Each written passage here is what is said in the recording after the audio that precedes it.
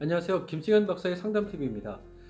제가 살고 있는 집 앞에서 아빠와 아들이 종종 야구를 하는 것을 본 적이 있습니다.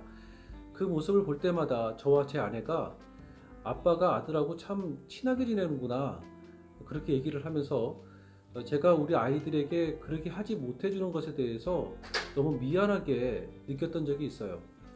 그런데 어느 날 또 야구를 하고 있는 것을 본 적이 있는데요. 제가 그 아빠 앞을 우연히 지나가게 되어지다가 제가 정말 깜짝 놀라게 되었습니다. 아빠가 아들한테 윽박지르면서 야구를 했던 거였어요. 너 이번에 못 잡으면, 이번에 실수하면 정말 혼난다. 너 가만 안 두겠어. 이렇게 얘기를 하면서 야구를 하는데, 그러고 보니까 그 아들의 얼굴 표정이 정말 어두워 보이더라고요. 물론 아빠가 아들에게 사랑하는 소중한 마음을 간직하고 있는 것은 사실이겠지만, 혹시나 아버지가 마음의 기준치가 너무 높은 건 아닐까, 이런 생각이 들어지더라고요.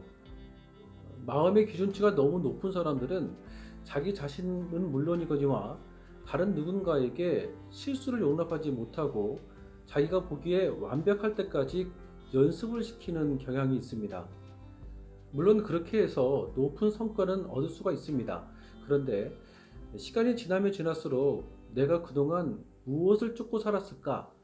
이렇게 마음에 공허하고 허전한 마음을 느끼는 시기가 분명히 돌아오게 되어집니다. 마음의 기준치가 너무 높은 사람은 스스로에게 불쾌한 감정을 만들고 살고 있기 때문에 그런 사람 옆에 있으면 그 옆에 있는 사람마저도 정말 피곤해지는 것이죠. 제가 청년 때 다니던 교회에 리더분이 계셨었거든요. 근데 저는 그분을 정말 잊을 수가 없습니다. 한 번은 찬양 경연대가 있었었는데 그 경연대회를 맞이해서 찬양 연습을 했었어요. 그런데 그 리더분은 연습을 하는 과정에서 실수를 정말 용납을 못 하더라고요. 팀원 전체가 완전히 완벽하게 맞을 때까지 2시간이건 3시간이건 연습을 시키는 거였어요. 연습을 하다가 틀리면 다시 원상태로 돌아가서 다시 한번 연습을 시키는데, 내가 정말 이렇게까지 연습을 해야 되는 건가? 이런 생각까지 들어지더라고요. 성경 공부를 하는데 팀원 전체가 완벽하게 맞을 때까지 집을 돌려보내지를 않는 거예요. 제가 그날 교회를 더 다녀야 되나 말아야 되나 이런 생각까지 들어지기까지 하더라고요.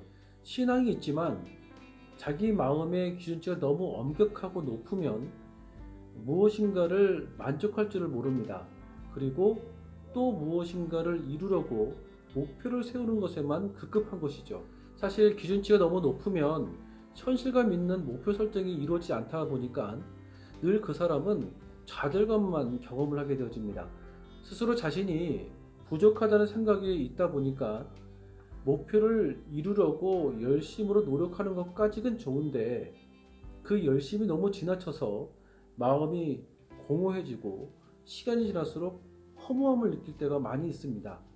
인생을 즐길 줄도 모르고 시간에 얽매여서 늘 쫓기는 삶을 살다 보니까 정작 중요한 정서적인 만족도나 그리고 관계적인 즐거움, 개인 취미 활동을 통해서 활력을 얻는 것에는 정말 무관심하게 지냅니다. 저는 그 사람을 알고 싶고 그 사람을 느끼고 싶으면 등산을 가자고 제안을 합니다. 그런데 같은 제안이지만 사람마다 나타나는 반응이 다 다른 것 같아요.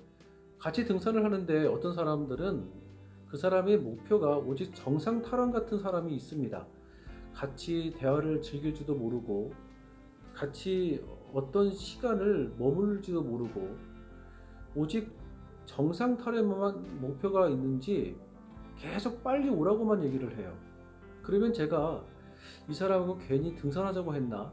이런 생각이 들어지기까지 하더라고요. 그런데 어떤 분들은 함께하는 그 시간을 즐기는 사람이 있습니다.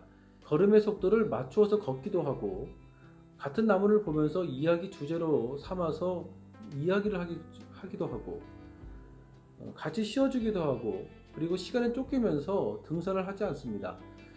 등산을 하는 과정에서 혹여나 그날 정상까지 가지는 못할 수도 있겠지만 제 마음속에서는 이 사람하고 더 친해지고 싶다, 다음번에도 같이 오고 싶다라고 하는 생각이 들어진 사람이 있더라고요. 여러분들은 어느 쪽에 해당되어지는 사람인가요? 오직 목표를 이루는 것에만 관심 있는 사람들은 자신의 행동의 기준을 사회에서 인정하는 것에만 두고 살기 때문에 늘 다른 사람들의 인정과 다른 사람들의 관심, 그리고 높은 우수한 성적을 거는 것에만 관심을 갖게 되어집니다. 그런 것들을 얻게 되어지면 사람들이 자기 자신을 좋아할 거라고 생각을 하고 삽니다. 사실 그렇게 되어지면 마음이 병들게 되어져요. 오늘 하루 시간을 느슨하게 여기면서 사는 것이 사실은 누군가에게는 용기가 필요하거나 너무 어색하게 느껴지는 사람들이 꼭 있습니다. 시간에 쫓기면서 세부적으로 시간을 나누어서 이루려고만 하는 사람들도 있지만, 또 누군가는 주어진 시간을 느슨하게 여기면서 시간을 누려가면서 사는 사람들이 있어요. 때로는 내가 아무것도 안 하면 마치 다른 사람한테 뒤처지는 듯한 그런 느낌을 갖는 사람도 있을 수도 있습니다. 그날 하루 아무것도 안 해도 사실 세상은 큰일이 일어나지 않습니다. 그래서 여러분, 용기를 한번 내보십시오. 나와 내 주변의 사람들에게 조금 더 관대한 눈을 갖고 있으면 삶이 훨씬 윤택해지고 관계적으로도 되게 행복함을 느낄 수가 있습니다.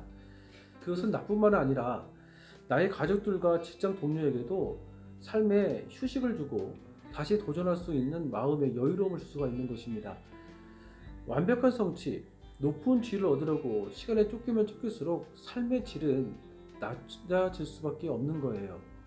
생각을 느슨하게 여기고 조금 천천히 가자는 생각으로 한번 해보십시오. 결국 돌아보면 내가 생각했던 모든 것들이 다 이루어져 있을 것입니다.